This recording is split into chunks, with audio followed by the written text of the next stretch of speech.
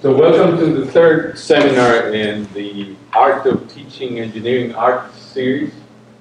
It's my pleasure to introduce today to you Professor Michele Calvi. He visits us from the Istituto Universitario di Studi Superiori in Pavia, Italy. Dr. Calvi has a rich resume, so it would take me half of the time to go through it. He has hundreds of publications, and this is no exaggeration. He has written 2 books. He has honorary degrees, at least one that I know of, from Mendoza, Universidad de Cujo, degrees from Berkeley, Instituto Milano. The works. And to boot, he's a very busy consultant in projects around the world. In fact, I'm very grateful Dr. Calvi kind of got out of his way. He's en route to Costa Rica, where he's advising some project. So thank you for taking the time to be here. Let me just say one last thing about Professor Calvi. That to me is perhaps the most relevant here today. And perhaps this is just because of my ignorance, I didn't hear the name Pavia often when I was in undergraduate school. But in the past 20 years or more, the name keeps popping up. And I keep meeting people, very good engineers, who have gone to Pavia, to Rose School. And the credit for the success of that, I understand, small school, I think is due to Professor Calvi.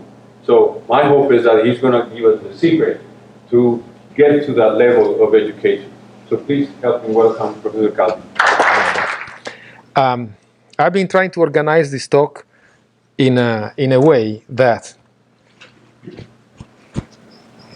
starts from axioms and somehow goes to corollaries and theorems about what to do to put together in a proper way teaching and research. So I have axiom 1. Any progress in science grows on the shoulders of past thinkers and their understandings.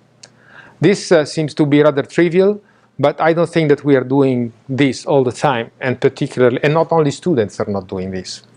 Also, young or not so young researchers, too often they think that they have had a good idea or a great idea and do not spend enough time in looking what has happened in the past. Because of this, I will now spend a few slides discussing about this axiom in strange ways. For example, starting from a Greek temple that Plinius, in his Naturalis Historia, describes, saying that they did something in the ground to, it was built on a marshy soil, locating charcoal and wool furs under its foundation to reduce its sensitivity to earthquakes and to avoid locating such a big mass on unstable soil. What does it mean? I'm not sure, but I will come back to this. But this is just to say that Plinius is writing, as you know, in the 1st century, well, let's say around 2,000 years ago. And you know that because Plinius was a scientist, but you know that he was also the head of the Roman navy, and he died at the eruption of the Vesuvius that destroyed Pompeii and Herculano, because he was on the fleet, but he was so keen to see what was happening that he went to the volcano and he died under the ashes of the volcano in that occasion. But he was talking about a temple which was 600 years old at that time, so a much, much older situation. And I'll try to go back to try to understand what this means, maybe in 50 slides ahead or so. But this is just to say that earthquake engineering had not started yesterday. And maybe, well, let me anticipate something. If this is considered by someone a way of isolating a structure, I can tell you that when we were working on the Rio-Antirion Bridge 10 years ago, and the foundation were 90 meters diameter. Under the foundations, there are about 3 meters of gravel and sand to allow movements in terms of friction if the earthquake ground motion becomes larger than a certain value. So from a certain point of view, this has been repeated 2,000 years later, if this was true, has been repeated in a structure which is completely different, but somehow to limit the maximum bending moment and the maximum shear that could pass through the foundation of a modern, very large bridge. And let me spend just a few slides to remind you that not many people have gone through the treatise of the 16th century that were talking about, and you cannot read, but it's for my memory. But this treaty has been written in 1576 after an earthquake in Italy, and it was not published at that time. It has been republished a few years ago, and there was a treaty of the same years after an earthquake in 1570, where someone was suggesting how should be constructed a seismic resistant building, and this is 1570. But let me jump and skip and see what could learn. Maybe you are familiar with this person, Robert Hooke. You know Robert Hooke because when I'm saying you, I'm talking to students essentially, not to eminent professors here. Robert Hooke was writing in English, and he was living in the second half of the 17th century.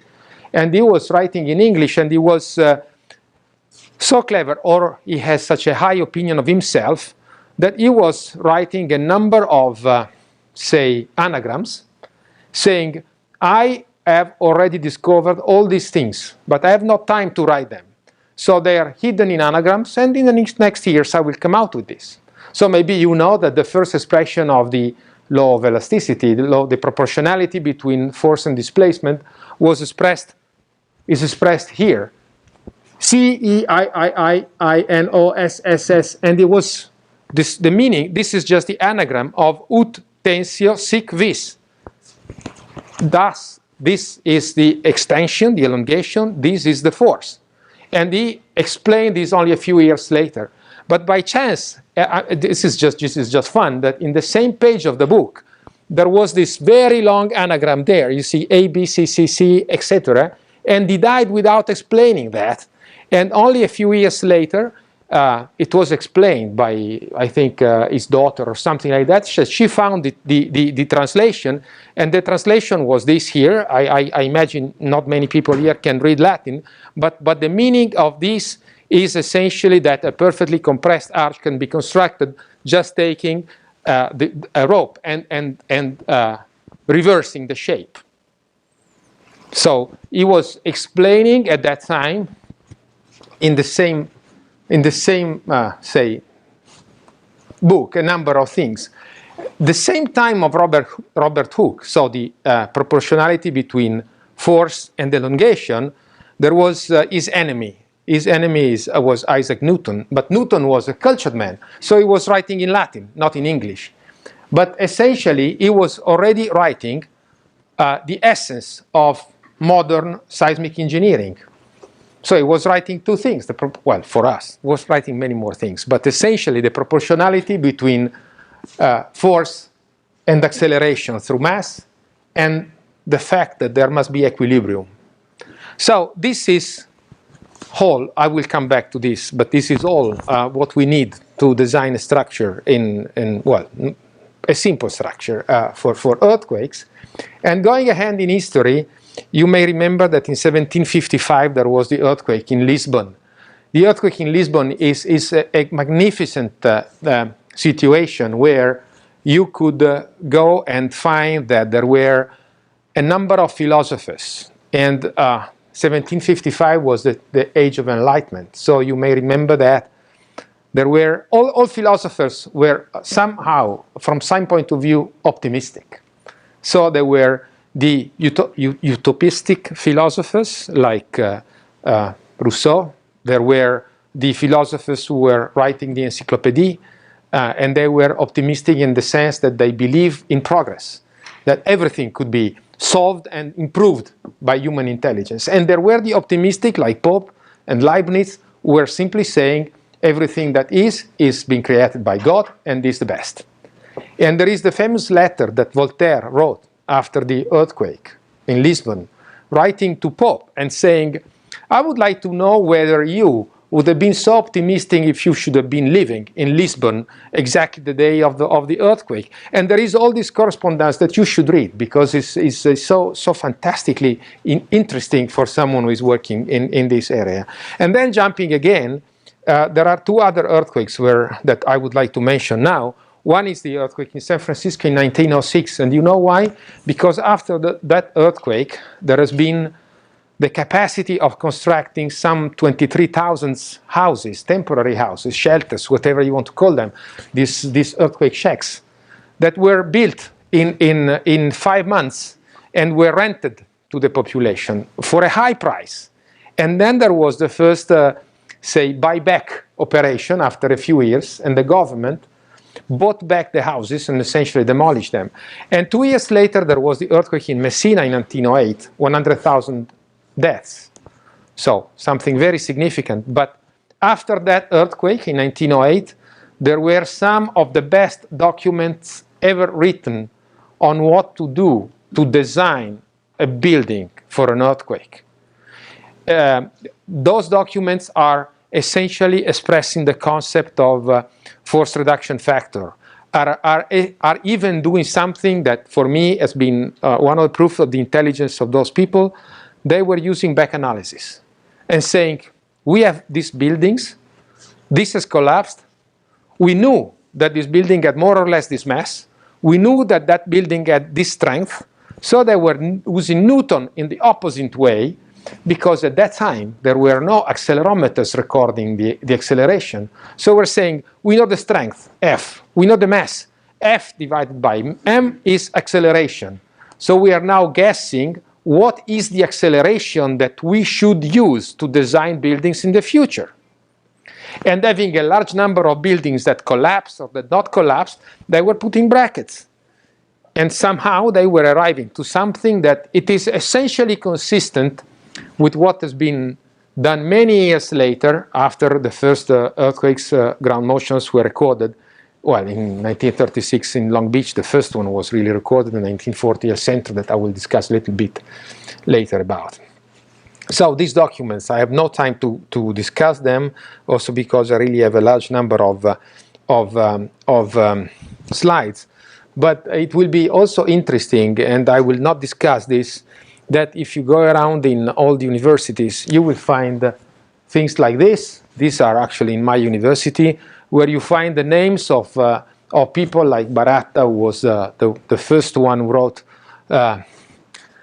the list of earthquakes in the past and so on. And in the universities, there is a high school in the place where I live, which is entitled to this man here, which was one of in the commission after the Messina earthquake. And I've interviewed many students at that high school, and most of them do not know why that school is called Taramelli, the name of that people, which is very surprising to me, but it's part of the axiom 1 that I was talking about.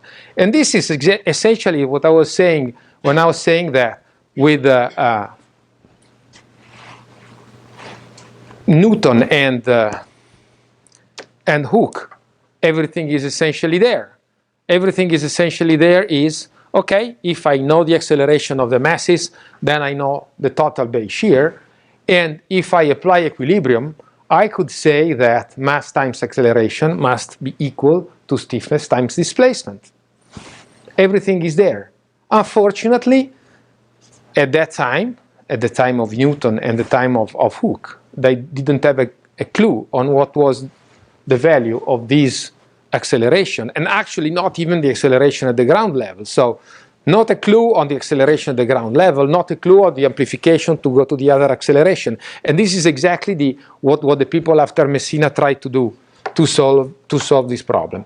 I think that I could have, just with these slides, could have been talking for a couple of hours to discuss these people and so on. But I want to move to a second axiom, and the second axiom is interaction between scientists is fundamental. And I believe that this is important because for me this means that to create a school, to be in a place where students are learning, and also professors are learning from students, it cannot be just one very bright person that teaches. There must be interaction, there must be discussion. I will come back and back to this. And I would like to discuss this with reference to another earthquake, and in particularly to the fact that in 1940 they recorded the El Centro ground motion. When I was a student, El Centro ground motion was not one ground motion, was the earthquake. All the earthquakes were El Centro. And at the time of El Centro, 1940, George Hausner was a student at Caltech. Where is my friend? At Caltech. And at Caltech, there was von Karman. There was the person who later became the father of biomechanics, Fang. Fang participated in the discussion and in the development of earthquake spectra.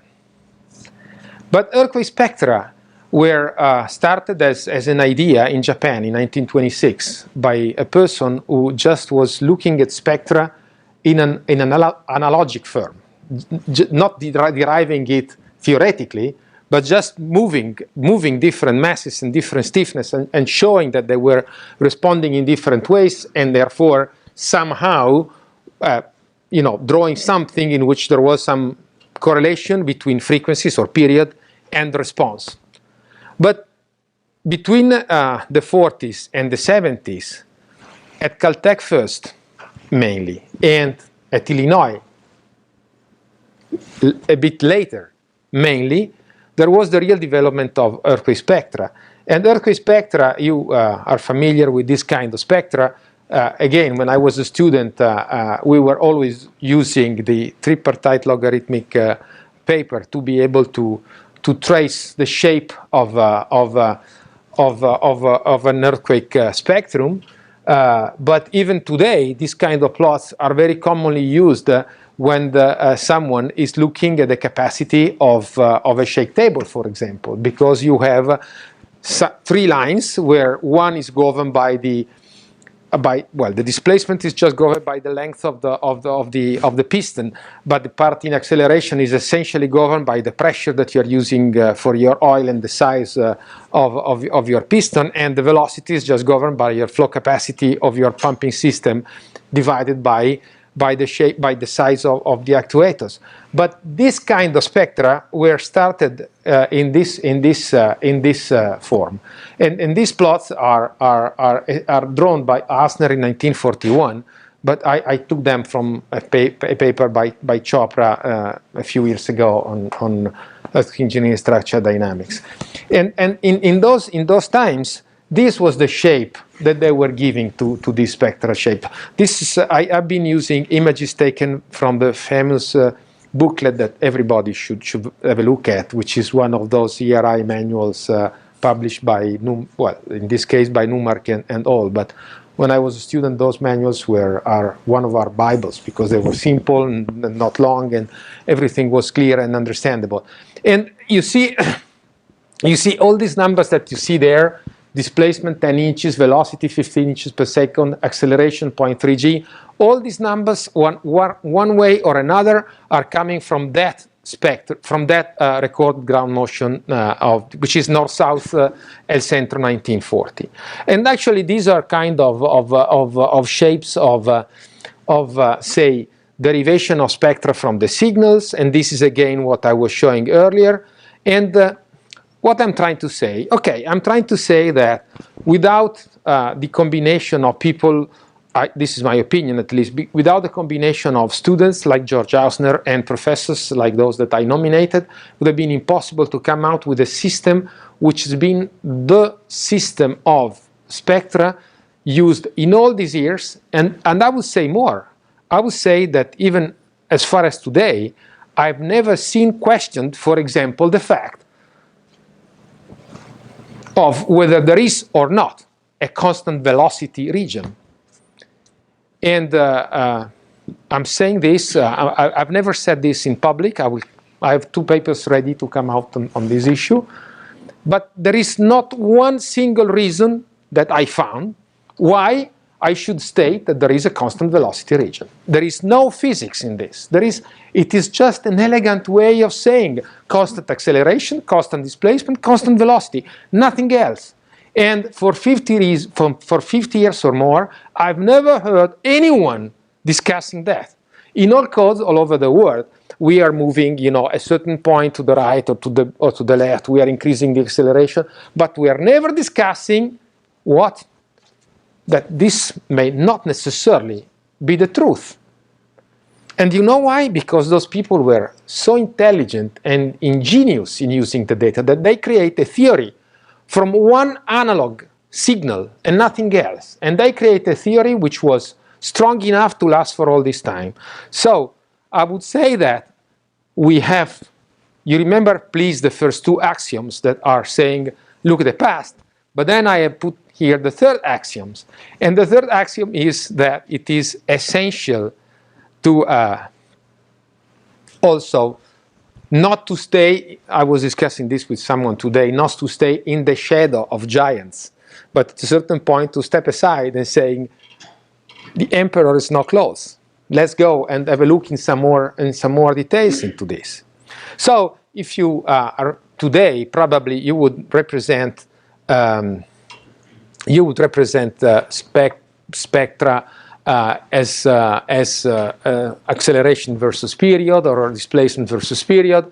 And in many cases today, spectra are represented in combined form acceleration versus displacement, in which case the period, well, the stiffness, and therefore the period are lines that are coming out from the origin. But if you do something like this, what does it mean, constant velocity? Well, the constant velocity region is that region there where you come down like this. If you look at this, I've just put those figures just to have an idea. The constant velocity region in that diagram is between 0.65 and 4 seconds. So I would say that 90% of the structures that we are looking at will fall into that region. But are we sure that that should remain like that and possibly not be better simulated, maybe with a straight line in that plot? And you know what would happen in the tripartite plot if you take that? It will only go from that red to that yellow. And if you look at the experimental data, you do not have a clue whether one is better than the other in this plot. Because they're very close. But here, they're very different. And in this plot here, this black one is the El Centro North-South. This gray one is the El Centro East-West. And this dotted line is the El Centro proper, well, filtered and treated in some way. But if you look here, you see, they're very similar. Would you bet on this or on this? So, but in terms of today, I will briefly point it out. If you take a structure capacity and you come up here with the structure capacity and you hit this red line here, or you go ahead and you hit this yellow line here, it is an enormous difference. Which one is correct? Well, this is something that I will not discuss tonight. But I could discuss this for a long time because I've been working on this for the last months and looking what could happen. But this is what I was saying. You know, if you are going like this is just used everywhere. This is used also in the United States. You know, these are all essentially derivations from what was called N2 method that was published by Pfeiffer and Fischinger in 1988 or something like that. I think it was the World Conference in Japan the first time that this came out. And to go like this or to go like this is completely different. And of course it's also completely different to use this or that. And there is a lot to do on something which is as simple as going back to the spectral shapes. And there is also another reason, you know. At that time, they had one first. Second, it was an analog signal. So there was nothing really usable beyond, say, 2 or 3 seconds, period. But today, we have a lot of digital data that could be well used up to 10 seconds. So we have different data. And therefore, I would like to state an axiom 4. We need both. We need data and we need models. We need ideas and we need experience. We need all this mix combination. So I would like to state a corollary that interaction between bright students, young researchers, and experienced teachers is fundamental. It's fundamental because we need all this at the same time. And this cannot happen through internet and through mail messages. It should happen face to face, discussing things. I will discuss again also this aspect. So I'm sorry, I will go ahead with this. Just some experience and some thoughts or corollary. And for this reason, I've now gone a little bit in other issues. This is something that I could not avoid to put there, because if we're talking about ideas about earthquakes, I know that for some people here, those photos are very familiar. That's the Olive View Hospital. The Olive View Hospital was the new hospital of UCLA and was designed according to what was considered to be some kind of new principles at that time, which was to use the soft story as a way, well, it was not expressed in this way, as a way of isolating structures. And it was considered to be something very intelligent. Then there was this earthquake, and that hospital was demolished after the earthquake. And everybody in earthquake engineering in the world for 15 years have been analyzing that problem, the problem of that building. And the soft story have become something that is like to use some word which is not politically correct. We could not use soft stories anyway, while on the opposite, I believe that they could still be used. It's just a matter of using them properly. And this is again something which is, don't use soft story. This comes from 71 and from the giants of those time. And I want to step aside and say, but why not? Only because of the Olive View Hospital. Again, it's like, I'm not saying it's true. And it was at that time that instead of talking about strength, someone started talking about ductility. And everybody was grown, in the years that I've grown, ductility is the magic word. Everything is ductility. And ductility, of course, means that you could have the same strength but different response, and therefore a different probability of collapse. But when you're talking about ductility, the next step is to talk about a force reduction factor. But then, and I'll be a little bit autobiographic in this, but when you're talking about force reduction factor and you're looking at the situation like this bridge, and you look at the longitudinal response of this bridge, and you have three piers, how can you have one force reduction factor if one pier is ending its elastic response here, and another pier is ending its elastic response here? In the longitudinal direction, they must have the same displacement. How can you use one single behavior factor? And along these lines, all people for years and years have been assuming that this is the kind of response that you should expect from structures, which means that you can guess the period, because a structure, if you know the geometry, has a certain stiffness.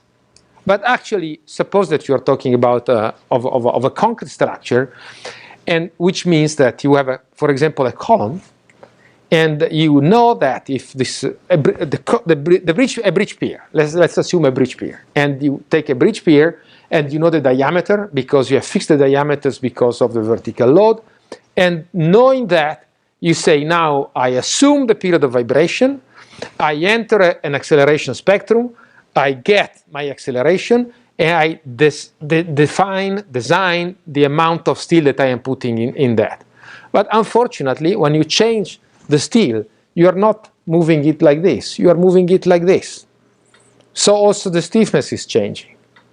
And it is easy to show that what remains approximately constant is the yield rotation.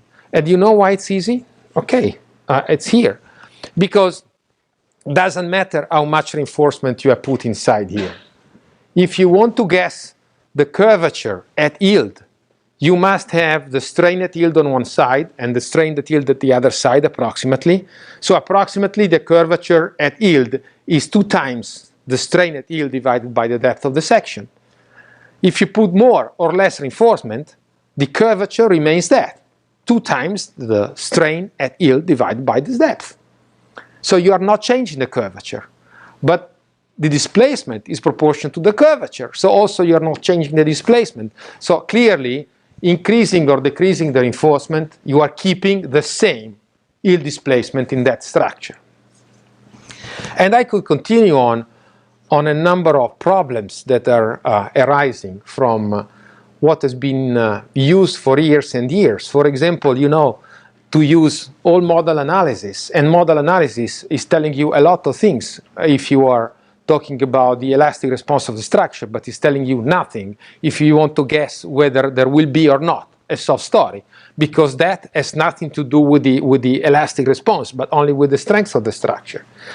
And the fact that we have been for years and years and years assuming the so-called constant displacement rules, which means that you are assuming to have the same displacement with this level of dissipation and with that level of dissipation, which again doesn't make any sense, and so on and so forth.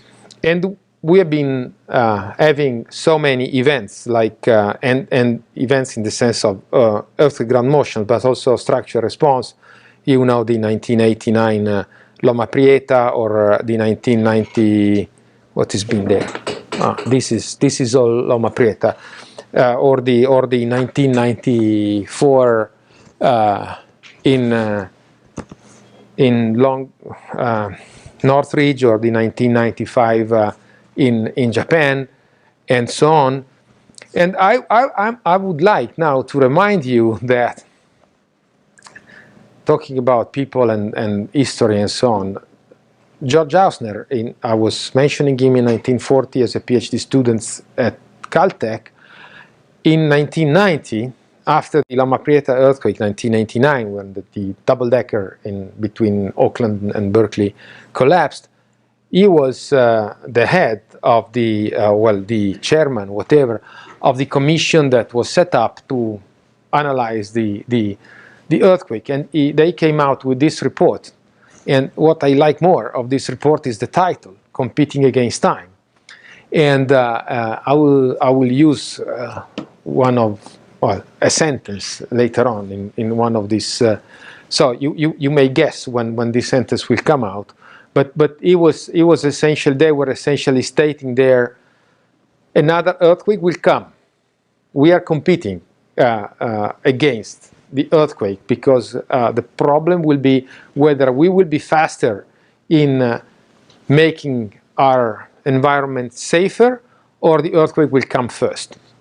So I've been mentioning this to put another axiom, and this other axiom is that even if we are scientists, and well, not me, but some people working in this area is a scientist, but we should never forget that we are not dealing with some abstract theorem, but we are very heavily with our feet on the ground.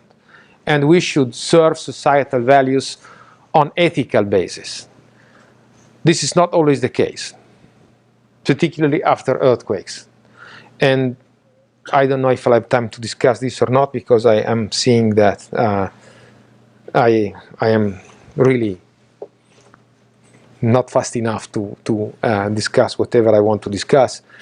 But this problem of the relations between science and response have been somehow discussed again particularly after the 1999 earthquake. You are familiar with this kind of plot. The first document where I know that this kind of plot was expressed was a document called the Blue Book, which was published by the Structuring Association of California in 1990 or something like that. And if you look at something like this, you say, it's great, it's right. We have different probability of occurrence of a certain ground motion. We have a different impact of what the collapse of a certain structure will induce into the society, and therefore we use different level of protection for different performances depending on the probability of occurrence of an earthquake. This is great. But then someone will come and will tell you can you tell me, please, how many rebars should I put at the base of this column of this bridge? So this is a problem, you know, to go from philosophy to the final demand. The final demand is how much concrete, how much steel, which size, and so on and so forth. But in any case, there is value in this, and there is value in well, some of you know Ron Hamburger.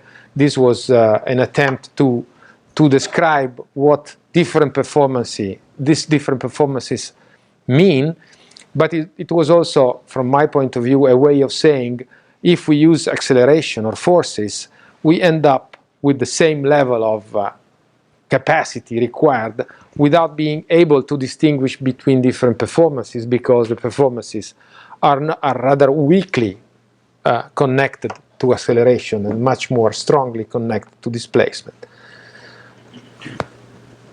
So I will not talk now about displacement-based design and about book I wrote with other people. I will come back to this and about, I'll have to skip, but I want to show you this that has some relation with this kind of thing. And this is, yes, it goes. Well, I'm sorry, they are not. This is many years ago, and is in my laboratory. It was a 1:4 scale bridge column. We tested them cyclically earlier, and this should not collapse. And it was not based on numerical models. This was based on cyclic loading on the twin of this.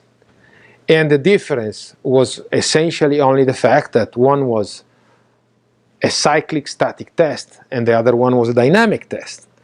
And you know what the difference was? The difference was essentially that the models that we used to simulate the only thing which was not there was not appropriate. And this is essentially the fact that that model was using a damping matrix which was based on the initial stiffness. And you know that the damping matrix is normally in all commercial or research programs is proportional to stiffness and mass. But when the structure goes deeply into the nonlinear range and the stiffness decreases, if you are keeping a damping matrix which is proportional to the initial stiffness, the damping becomes very high and will reduce significantly the expected displacement demand with respect to reality.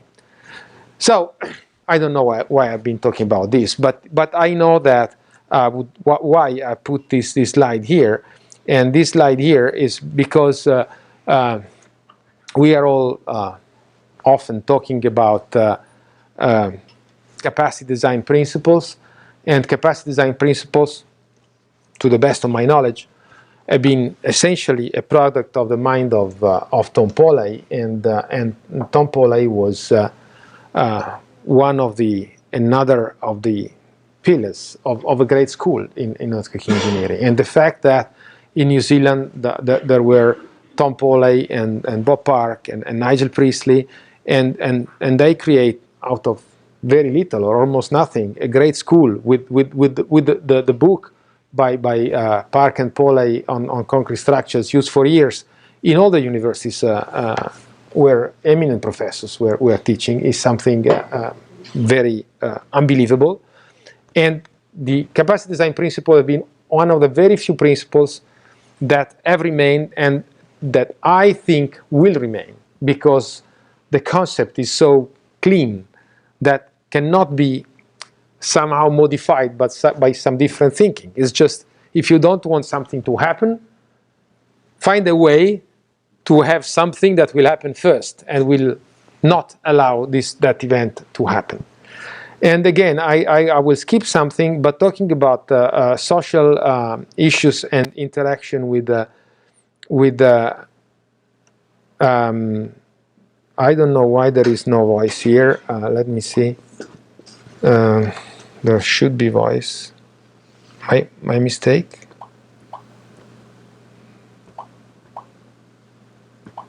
Okay, doesn't really matter. Riprodotto questo pomeriggio in That's laboratorio. mine. Gli scienziati italiani hanno Okay, but doesn't really matter. But for the next week will become more important. This was just to tell you that when there was the earthquake in 2008 in China, we were testing a three-story full-scale building on our shake table, and there was a lot of interaction between even in the news, all the TV news were coming to take movies about what was happening and so on, and the interaction of what was happening in the lab and what was happening in reality became important. From one certain point of view, any mistake? No. Okay, but I will go ahead meanwhile. Okay. So what I would like to tell you is that this was China 2008, and this was the earthquake in L'Aquila in 2009, and there were 300 deaths, but in China there were 70,000 deaths, and we had 70,000 homeless, but there were 70,000 deaths and 11 million homeless. So, and if you look at the map, you look at the scale, this is the scale of a similar area of damage. So 10 kilometers was 350 kilometers with a similar level of damage. So if you consider this, it means that there is an incredible space. There are political discussions and so on for 300 deaths, but it is not impossible to imagine. And well, I know if there should be here seismologists who say, no, the tectonics is different and so on. But we are also forgetting that when we look at some cumulative probability, it goes to zero at infinite. It doesn't go to zero at a certain level. And there have been people who became rich betting on the truncation of the tails of these signals. The earthquake in L'Aquila is an earthquake about which I would like to talk, but I have no time. But let me say that after that earthquake, we have been constructing 186 buildings for 15,000 people in less than 6 months. And this has become something that became, from a certain point of view, a scandal. I had to go through several prosecution in court cases. Because when you do something and some politician is using this for his own image and purposes, immediately other politicians are using it against. And if you are caught in between in these things, you cannot say, look, guys, I've only been constructing the buildings for the people. You are in something, and I could show you hundreds of videos like this because we were putting cameras everywhere and so on and so forth. But the reason why I'm mentioning this is that we used more than 7,000 isolation devices from different producers, because it's impossible for a single producer to give you 7,000 devices in a month or so. And one of the reasons of court cases, there is one court case which is still on, is because I mounted this without waiting for the approval of the highly commission at the Ministry of Public Works that gave the approval 2 years later. So the problem is that we use those without having the approval, the technical approval of the Technical Commission. Can you imagine this? You find that this is ethical? We could discuss this. This is something I don't want to discuss, but let me show you. These are all tests, and here doesn't matter if there is no... I would like to discuss it because this is a test in the lab. And this is not a test in the lab. This is a test. I invented a system to test real buildings. And we tested real buildings with the population in the buildings. And I can show it again to you if you want. So this is what you see here. What you see here, this is one of the devices. You see? To do this, I'm now making a new, say, mobile testing machine, in the sense there is a truck 15 meters long with everything on it, with the power generator, with the actuators, with the pumping system, with everything, to be able to move on site two structures with, say, 200 tons capacity, and with, I think the one I am doing now is half meter displacement capacity to be able to shake a building. But this is another story. So now you know why I came back here, and this is the sentence that was closing the introduction of that report by George Hausner, which was saying earthquake will occur, whether there occurs or not depends on our action. And I could go ahead and talk about Haiti with 230,000 deaths, or the problems in Japan, cascade effects. I think I've been discussing about this. But now, within all this, I will go back and ask a question. How can an optimal school be organized? And when to try to put together all these axioms that I was discussing earlier. And if I discuss this, I should discuss about the faculty, about the students, about the courses, about how to set up research, and so on. And when I'm talking about faculty, my dream, when I was thinking about these issues about 20 years ago, was the fact that I had been a student in the early 80s at Berkeley, and at Berkeley at that time, my professors were Ray Clough, Alex Scordelis, Taylor, and Wilson, and Bertero, and Powell, and so on. And the question is, how can you, after 20 years, put together something like this? And the answer was simple. It's impossible. It's impossible. So what came to my mind is that the idea should be different, should count on the fact that people could move. And for this reason, we set up a school where the courses, instead of being in parallel, were in series. And Matt has been teaching a course a few months ago, a course of this. So it's a course of, say, a month, but a student cannot take more than one course at a time, because he will take in that month some 60 hours of lectures. And then finish that course, he will go to another course, and so on. So in a semester, you take the same number of courses and the same number of classes that not in a standard case, but in one case the courses are in parallel, in the other case the courses are in series. So out of this simple concept, I'm using now some slides that I found about almost 20 years ago. We decided to set up what was called the Row School, and I was talking to many friends in different universities, and they were telling me, okay, I will come teaching, but you are crazy, you are wasting your time in setting up a school, and so on. And we had the first seminar, which was on controversial issues in earthquake engineering in June 2001. And I could show you all the principles there, but we have no time to look at these principles. And this is the first syllabus on how the courses were organized. And I could also show you that Greg Fembes was teaching, Nigel Priestley was teaching, Julian Bomer, John Barrell, Dan Abrams. I think that these are people that you know. And they were all coming just because we were friends and in good relations. This was in 2001. If I go ahead, Mike Collins, Shunotani, Amran Lashai, Jürgen Bate, Masayoshi Nakashima, Kazuhiko Kawashima, Len Peker, I imagine that maybe not for the students, but for my colleagues here, these names are well known. And we set up all this. This was the 2003 Tom Hughes. I imagine that some of you know Tom, and so on. And the first 6 students of the school, 3 of them were coming from New Zealand. Tim Sullivan is now associate professor back in New Zealand. Damian Grant is one of the director of ARUP.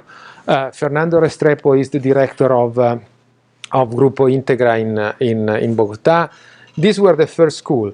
So axiom 6 is that good teachers are produced by good students. Not in the sense that they didn't exist, but that without the challenge of students who are demanding, professors become lazy and they do not put enough of their blood into the lectures and so on. So I think that the lectures should always be a challenge. And I think that the professor should always enter a room being a little bit worried about the questions that could come out and so on. And I think that the students have only one right: to complain. to complain because they do not have enough homework assignments, because they do not have enough demand, because they are not required to work at night, Sunday, and Saturday. This is the right of the students, to complain about the fact that they are not given enough challenge. So it's the opposite, I understand, but I think that this is true. And when I say here reduce information pollution, which is a corollary, is that today people enter in internet and finds everything. But who is assuring that what they find is good material and is not something wrong or anyway misleading or so on and so forth. That's why about 15 years ago I decided to set up to publish our own books, and it was very successful for some time, and we produced thousands. We sold thousands of books, we were selling books by the 10,000 and so on. Then people get tired, and then I decided to have a journal, but the journal was in Italian, in Italian, but sometimes also in English, because the purpose of that journal was to reach consultants, not to be something between us, but to be something that could be regarded as something trustable. For me, this is to reduce pollution in information. And then I come to another. Is almost 5:30. Can I go ahead for another few minutes? Yeah. Please. Yeah. So alumni are ambassadors. That's the best way to publicize a school is to have good people that come out from a school. And this means that when you go and search for outreach and you want to disseminate and get consensus, that's the way of doing that. I was very pleased today talking to someone here and learning that there are relations with, for example, with Catherine Bayer, which is a former student of mine who is associate professor at PFL in Lausanne, and so on. That's the best way to be known. And then I mentioned the problem of research. And about 15 years ago, we set up a foundation. Today we have about 7 to 8 million euros of annual budget, but we have zero funding from the public. So this is all research money found through competition and so on. And we have created then another foundation, which is called GEM. You can find it is globalearthquakemodel.com, which is, I don't have time to describe it, but have a look at that. And anyway, that foundation has been able to get funding from, for example, Munich Re already gave 8 million euros to this foundation. To do what? To produce a global earthquake model. Something where you have all the information about hazard, about exposure, about vulnerability, and therefore could estimate what the indirect losses are. And to have a global model of exposure at the world scale is not easy at all, and involving industry and so on. But I don't want to take more than another 10 minutes, so I'll try to go fast. We are continuously organizing courses for consultants. Continuously, we have probably 10 courses per year for practitioners and so on. We are going ahead with the journal I was talking about. We are continuously arranging post-earthquake disaster management. These are all areas where students are deeply involved in going and participating in this kind of things. And let me skip this again, just to be fast. Okay, but I was telling someone in our database we have some 100,000 different structures and so on. And this is just some people that we are organized with tents for years. When we were in better relations with the government, we even had a state plane that was available to be used in case of an emergency with a 12,000 miles distance coverage. And this is one of our mobile unit. I will not stay there for the entire duration because it will take too much time. We are using drones to enter where it is not possible to enter with in person after an earthquake. This is just an exercise, but I don't want to stay there. And just to have an idea why it's not. Okay, maybe here. Sorry. There was the construct. Well, let me go back. Why doesn't go? Yeah. Okay. So this is our shaking table, and this is just the construction of one. We have about 200 tests per year, so 2 per week, and the technicians are working on 2 shifts. And when we can, we move the houses from outside. If we cannot, we build them in the laboratory. And this is just one of them. You see that that there is some experiment there, and this is.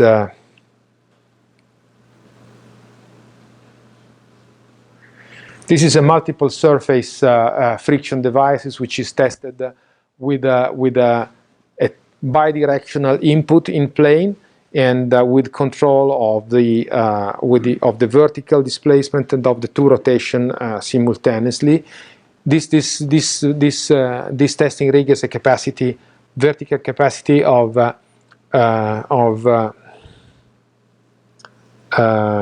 5,000 tons, so about say 10,000 kips, but they are controlled dynamically at 0.4 meters per second velocity in the vertical direction. In the horizontal direction, the total flow capacity that we use for this is, in gallons, is approximately 7,000 gallons per minute. 7,000 gallons per minute is the flow capacity to move this. And these are other kind of tests that you will see in our laboratory. This is a small damper, but we have been testing dampers that were 12 meters long, and this can happen. So this was not a very successful test for the people who are producing this device. And if someone will come and visit us in the next month, we will be operational with a new testing facility with another shake table, another damper tester in a couple of months, and this is just the actuators are already there. So in a couple of months it will be operational. It will be a full 6 degrees of freedom. But in our plan there will be at least 1 shake table on top of this one at about 3 meters, and there will be 2 walls so that we can operate independently the upper shake table, so that we can apply relative displacement like being at 30 stories of a building or something like that. Now for the last part, and I'm really going to close. This is the country of origin of the teachers that are coming to teach to the school. They normally come once every 3 years or so, and this is the country of origins of the students. And this is on a. You see this means that we had a student from Vanuatu. And the rate of acceptance is between 5 and 10% that we have.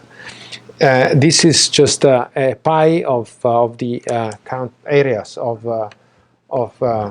from where the students were coming.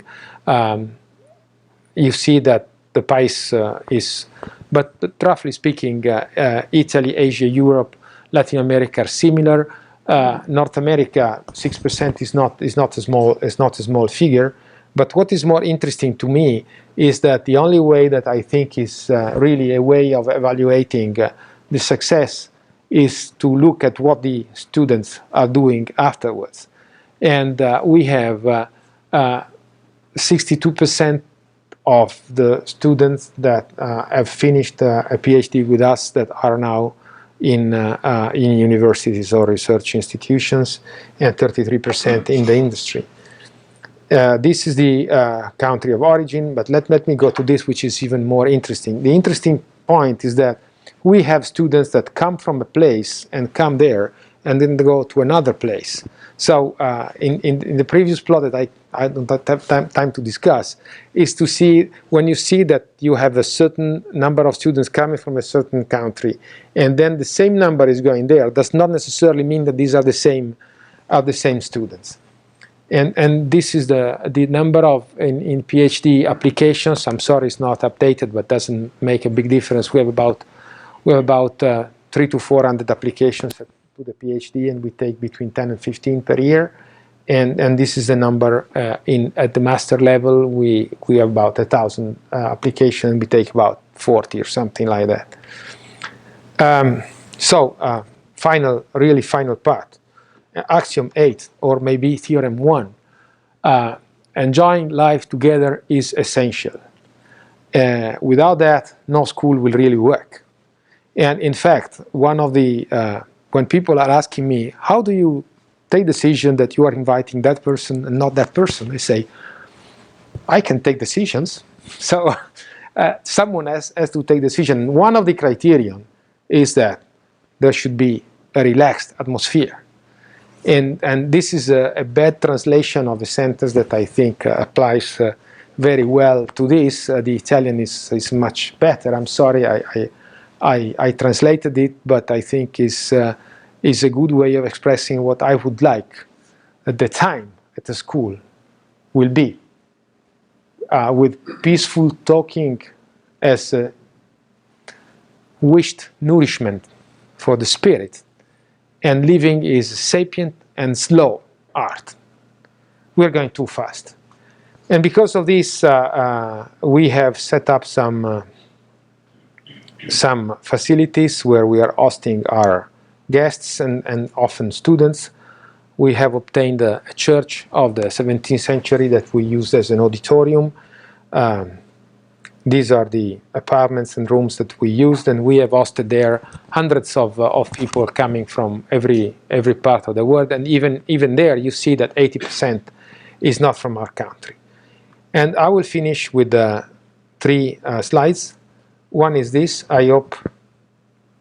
No, I'm sorry. Okay, this is Vitelmo Bertero. Well, I will give you the file so you will listen to it later on. Actually, let me do this. Well, it will not be. But now the young people specializing.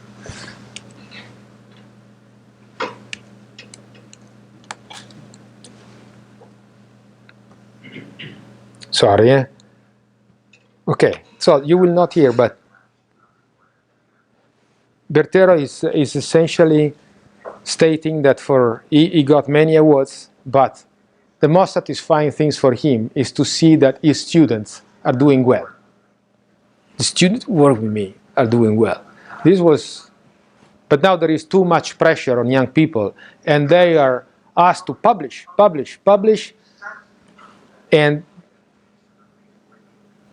do not pay attention to this working together. So this is what Bertero was saying when he got a prize from us, and the last one, both these videos have been taken shortly before the death of Bertero and of Nigel Priestley. In fact, even earlier than that, and Professor Calvi and I spent a lot of time discussing the format and mechanics of this rather unusual school. This association with the Rose School has been the most enjoyable part of my technical career. I feel cheated that this association has to terminate. He could not come because he had cancers everywhere. So these are the 2 movies, and I have only one more slide.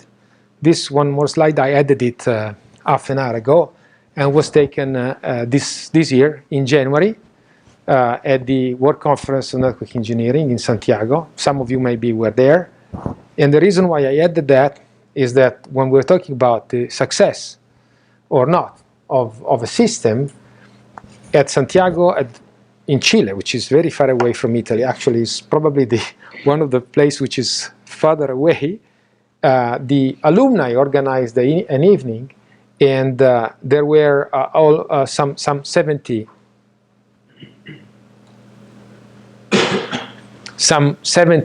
former students of the school who were now either assistant professor or young associate professor or so on and so forth, and they were able to organize something with 70 people in Santiago.